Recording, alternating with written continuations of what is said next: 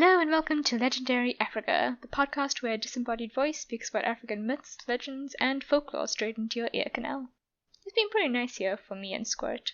Squirt is the moth you inhaled, in case you don't remember him. We've kind of just been taking it easy, riding on your lungs this past week. Oh, I'm sure the dangers will return. The Carcharodontosaurus can't be too far behind us. But for now, we're just going to sit back, relax, and watch you be the amazing human you are. Well done, you.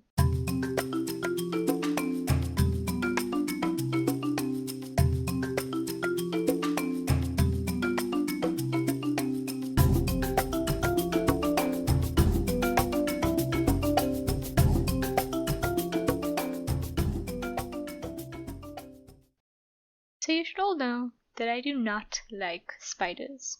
I don't have a phobia, and I don't hate them. I mean, I'm not going to go out of my way to smash them or anything. But I would prefer us to avoid each other the best we can. But suffice to say, I greatly dislike spiders. All kinds of them.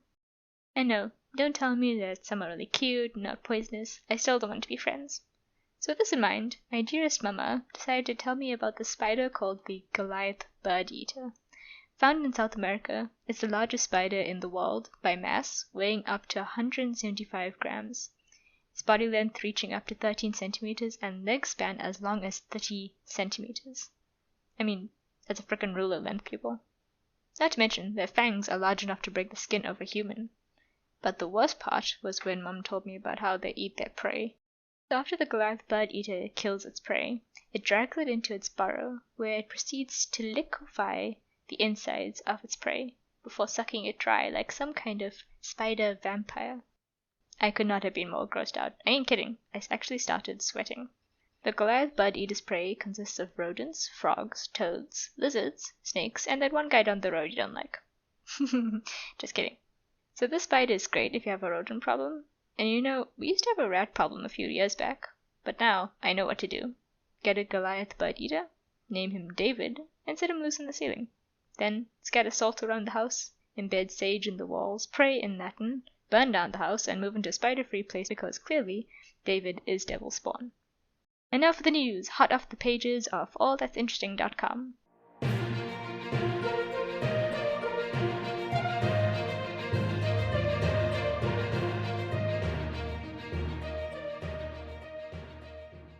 Woman returns artifacts stolen from Pompeii, claiming the cursed items gave her cancer. So we all know Pompeii as that ancient place where the volcano went boom and thousands of people died, right? What you maybe didn't know is that you shouldn't steal artifacts from Pompeii, because stealing is bad and karma's a bitch and suddenly you have cancer. This particular woman had stolen artifacts more than 15 years ago, and recently returned them, claiming that she had stolen the artifacts because they were unique bits of history, but has now returned them because the objects contained what she called so much negative energy due to their connection with such a great disaster. She said that she believed the artifacts led to her suffering from 2 bouts of cancer and financial trouble. Is there any truth to the curse of Pompeii? Who knows? But maybe leave the artifacts where they are, just in case. Man caught on camera breaking into Australian museum to take selfies with dinosaurs. Okay, firstly, I too would like to take selfies with dinosaurs, just saying. A 25-year-old man broke into the Australian Museum in Sydney and was caught on camera heading to the dinosaur exhibit, where he proceeded to take selfies with dinosaurs, including posing with his head in the jaws of a T-Rex. He broke into the museum around 1 a.m. and spent 40 minutes strolling around, wearing a Starfus cowboy hat which he stole from a coat rack. After police published camera footage of him to the public in order to apprehend him, the man turned himself in and accepted his punishment, which was to surrender his passport and to follow a police-mandated curfew. Now, as much as I disapprove of breaking and entering, I too understand the supreme and overwhelming urge to mingle with the dinosaurs. Louisiana pastor caught filming himself in a demonic threesome with 2 dominatrices. You know what? I'm just going to leave this here. Yeah. Excuse me.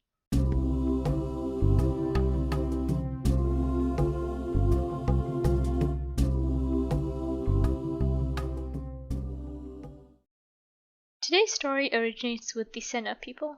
The Sena people originate from the northwestern region of Mozambique in Tete Province, Manica Province, Sofala Province, and Zambezia Province, as well as Malawi and Zimbabwe. With a population of approximately 2 million, the Sena people's language is called Shisena, which itself consists of many different dialects. Now, after the Portuguese explorer Vasco da Gama arrived near Mozambique during his search for India, the Sena people and other ethnic groups began to be influenced by colonial culture. Shortly afterwards, another Portuguese explorer arrived in Sofala, which was a trading town, and sent word back to the Portuguese king to say that there was gold in Africa. The king ordered groups of Portuguese to settle in the area, and soon it was confirmed that gold fields lay in the middle Zambezi Valley. The Portuguese then built farms and used the indigenous people of the area, including the Sena people, as labor. In 1531, Chente Pagado founded a fair in a Muslim village along the Zambezi River, which then grew to become a major trading post, missionary center, colonial-era garrison, and market town. Pagado called this place Sena, and this is where the Sena people take their name. It's actually really very sad that we don't know what the Sena people's original name for themselves were. Now, during the late 18th century, over 50,000 slaves were exported from Mozambique to Brazil, the Spanish America, and the French colonies. And during the 19th century, descendants of the first Portuguese colonialists shifted their trade from agriculture to slavery. Starting first by selling captured humans as slaves, they soon began selling the very people who worked on their farms. After Britain withdrew from the slave trade, Brazil abolished slave imports in 1831. And most major slave markets of the world soon abolished slavery. The lives of the Sena people stabilized, although they were forevermore changed by the effects of years of abuse. And despite the end of slavery, colonization was still very much in effect, and British and Portuguese rulership was still strongly present. The Sena people and other ethnic groups in Mozambique strongly resisted Portuguese colonization, leading to many conflicts and a few wars. Although the indigenous people fought to overcome colonial rule, the lack of cohesion between the Sena, the Tonga, and the Tawara people hindered their attempts. The strict land laws which the Portuguese enforced also prevented the indigenous people from overcoming Portuguese rule. After the scramble for Africa, the indigenous people began violently rebelling against the Portuguese. The colonialists retaliated with taxes, forced conscriptions, military violence, and the forced transfers of the local people into South African mines and South Rhodesian plantations between 1900 and about 1960. Mozambique gained independence in 1975, and the Sena people participated in the struggle for independence. It's always simultaneously so fascinating and heartbreaking to dive into the history of African countries and its various peoples. There's so much pain and anger, I think, in the past of many African countries.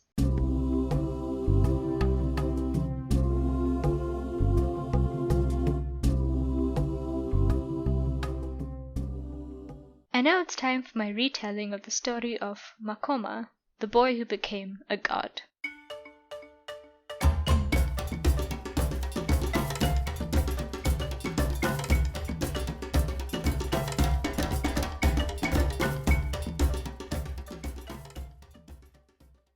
Many years ago, in the town called Sena, which was sprawled along the Zambezi River, a child was born. He was unusual for a child. Unlike a normal babe, he came out tall and strong. He carried a big sack on his back, and a large iron hammer in his one hand. He also had a deep, strong voice, and could speak, but often preferred to stay silent. Instead of naming him like all the other mothers did their children, the child's mother asked her own son for his name. Instead of replying, he told his mother to gather all the leaders to the river's bank. After this was done, he took them to a deep pool where dozens of fierce crocodiles lay.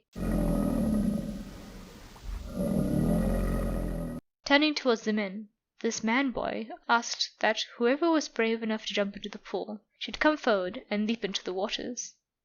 But no one came forward. The child then turned and leapt into the pool himself, vanishing into its depths for several minutes. The leaders began to murmur and whisper between themselves. The boy was mad. He could not possibly survive. Why would he throw away his life like that? What about his mother? But then suddenly, a great earthquake seemed to begin, and the ground shook violently beneath their feet.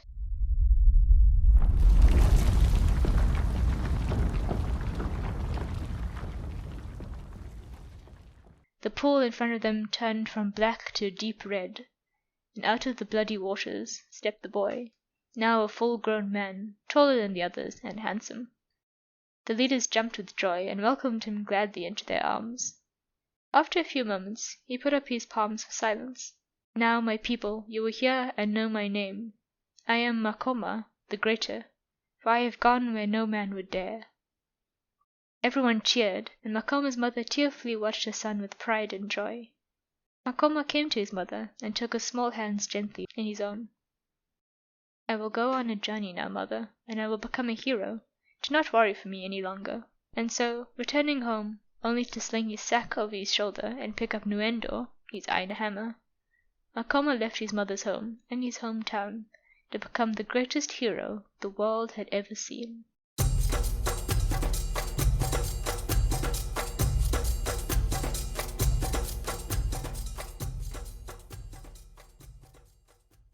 Crossing the Zambezi River on foot, Makoma journeyed for many sunrises and many sunsets, until he came to a land full of hills.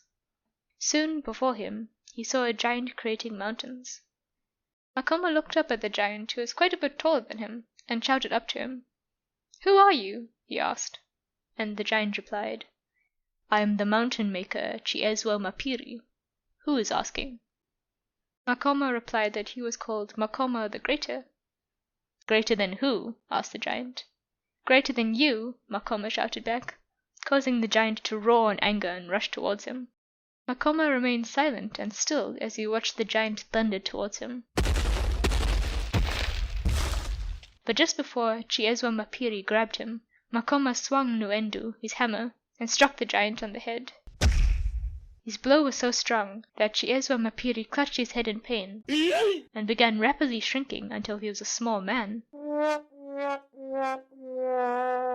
Falling upon his knees, he begged Makoma to take him as his servant, and admitted that Makoma was indeed greater than he was.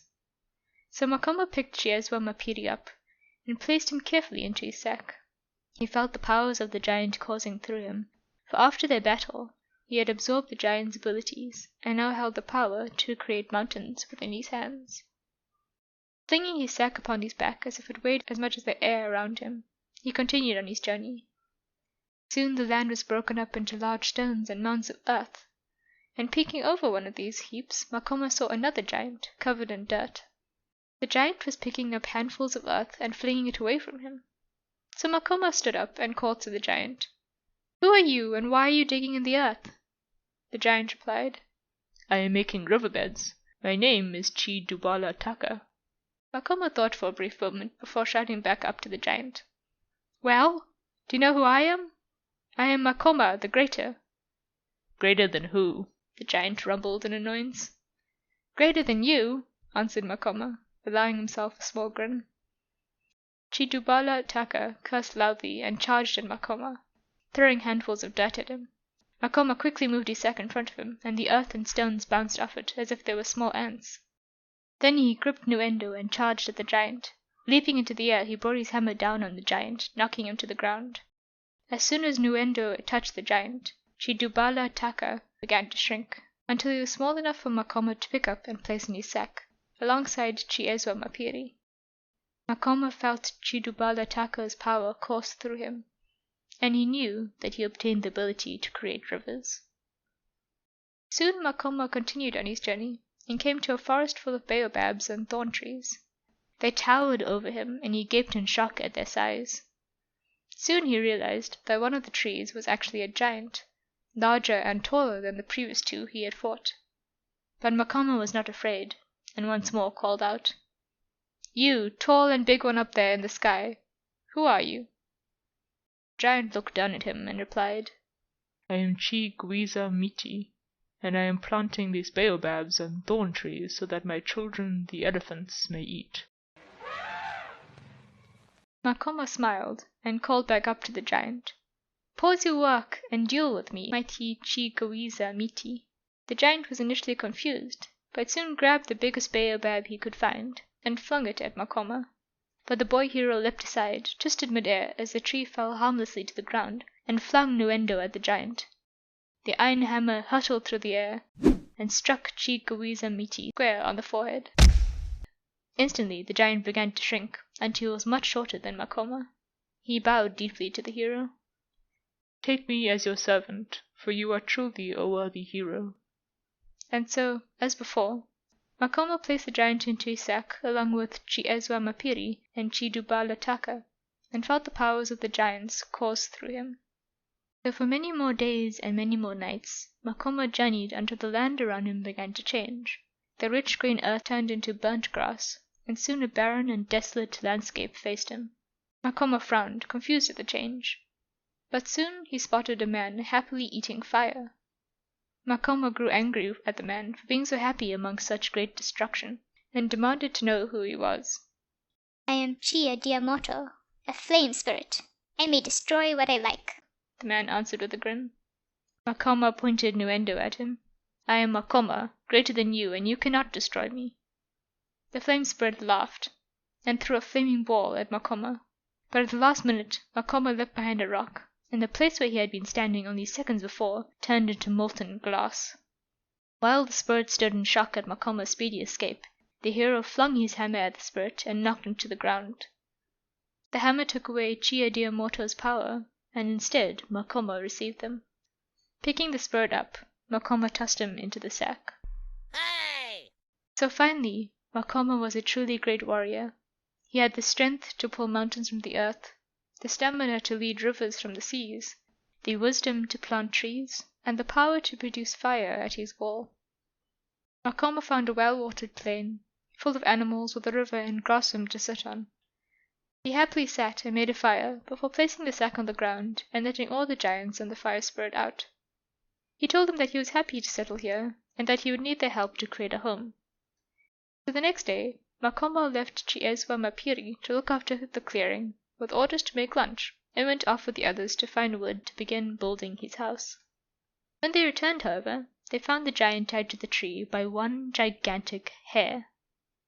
When Makoma asked the giant what had happened, Chiezwa Mapiri unhappily explained that a man, larger than he had ever seen, with such a long mustache that he could not see the end of it, came and asked him what he was doing here. After he explained, the giant tied him up. Makoma was not happy, but cut the giant loose, and hoped that it would not happen again. But it did. For the next 3 days the same thing happened no matter who Makoma left to guard the area. So on the 4th day, Makoma decided to stay behind and see this man with the infinite mustache himself.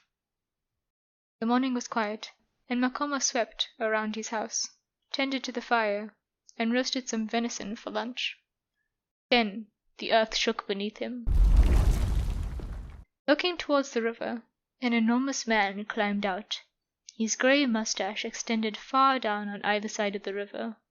With a voice so strong, the very air shook. The man asked Makoma who he was. "I am Makoma the Greater. Who are you?" "I am Chindebu Maugiri. the gigantic giant replied. I live in the river and my mustache forms the mist above it. Anyone who comes here will die by my hand." Makoma shouted in rage and rushed at the giant, twirling Nuendo in his hand.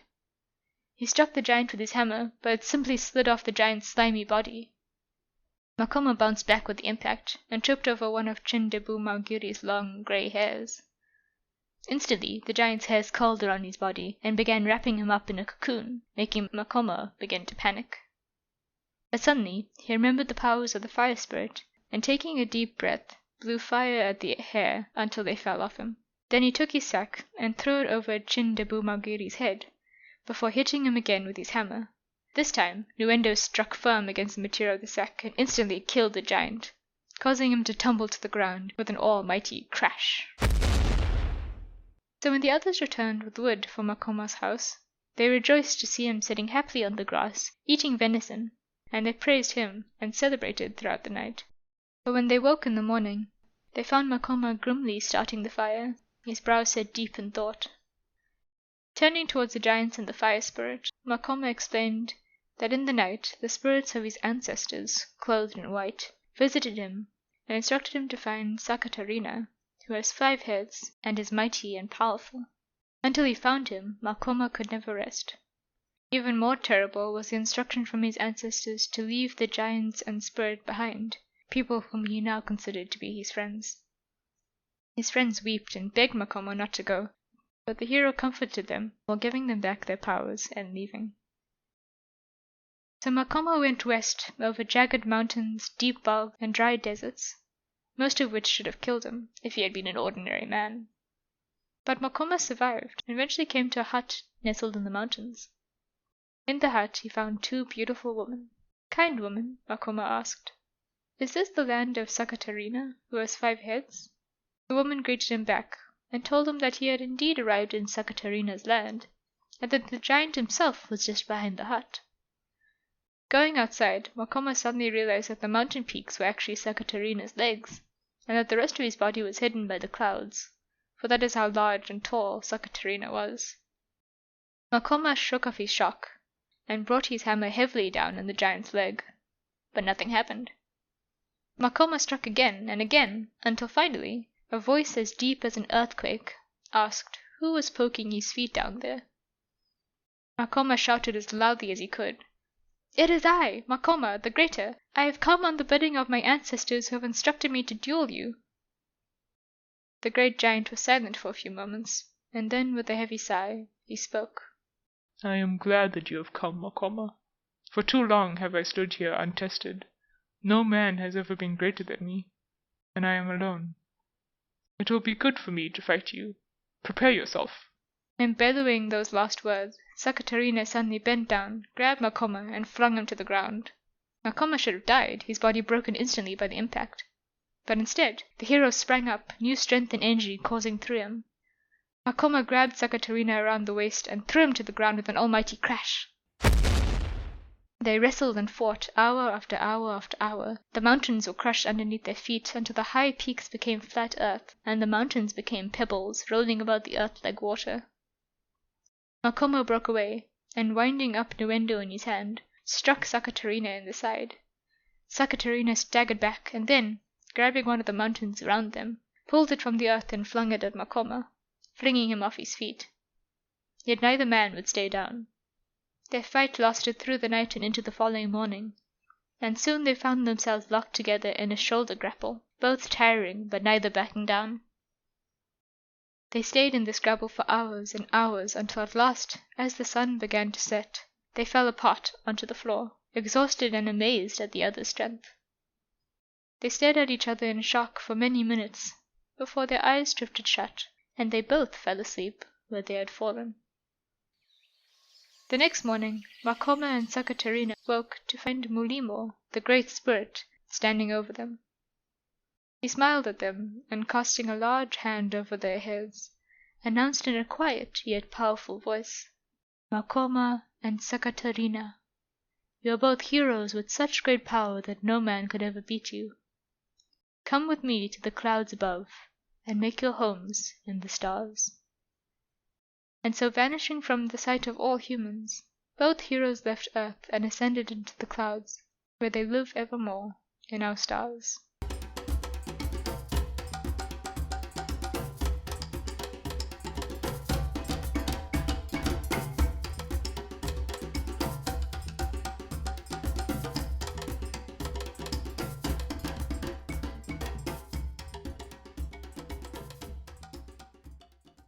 What an adventure! What a lovely tale! There are so many interesting themes in this story. Makoma is a child with almost godly powers who springs out of his mother's womb already tall and strong. This kind of figure is actually found in a few tales in African mythology. For example, another tale which I've told before, the tale of Kodumo Dumo, the goblin monster. There as well, a woman gives birth to a baby boy who instantly becomes a fully grown man, and even holds his father's spear. He then goes on to defeat the monster and rescues his village. Then there are the 3 giants, and a fire spirit, which honestly reminded me of some video or computer games I've played where the hero defeats certain enemies and absorbs their powers. I thought it was kind of sweet though that they all became friends. And then there was the fight between Makoma and Chindebu Maugiri. I found it really interesting that this was the only giant Makoma actually killed. I wonder why this was the case, since he simply collected, in a way, the other giants. The fight between Makoma and Sakatarina gave me some serious David and Goliath vibes. Throwback to the frickin' Goliath bird eater. Only here, neither won, and I quite like how peacefully it ended with both heroes ascending into the stars. I suppose the overall theme was that Makoma, who started off as an extremely unusual boy, went on a great journey to find out who he was, and he found out that he belonged in the stars. What's also really interesting is that Makoma pops up in the comic book world as well, specifically in the Hellboy universe. The comic is titled Hellboy, Makoma, and involves a mummy, the wrapped up and embalmed kind, who tells Hellboy about an African king called Makoma. It is then shown through the book that Hellboy's life parallels that of Makoma. The story of Makoma told in Hellboy is actually quite different to the one which I have just told, but it seems pretty fun as well. I mean, I see there's a dragon, and who doesn't love dragons? Speaking of comic book elements, Makoma's hammer innuendo really reminded me of Thor's hammer, Mjolnir, minus the whole lightning thing, of course, and even kind of parallels Thor's journey to become a god again in the Marvel movies, where he has to fight a creature stronger than him to prove that he is worthy. But anyway, analysis over. The story itself is really nice to read out, and I hope you enjoyed it. My main sources for the story were Mythology and Folklore UN textbook and Wikipedia.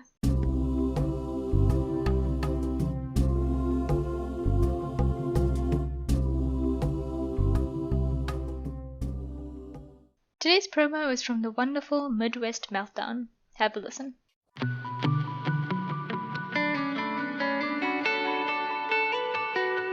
What's up, everybody? It's your boy Zach. It's Josh. Zach, do you enjoy video games, drinking, and attempting to solve the world's problems through ridiculous schemes? Yeah. Do you think others would enjoy that? I mean, I really hope so. So do I. So I think you all should come spend some time with us, the Midwest Meltdown.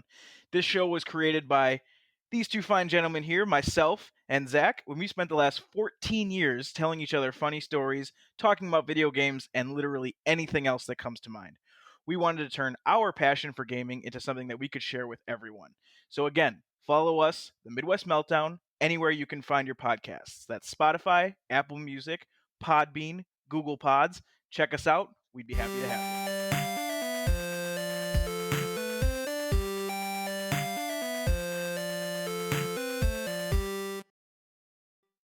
This week's podcast recommendation is the Pretty Nice Podcast. It's a podcast hosted by two best friends who have some seriously hilarious stories to tell each other.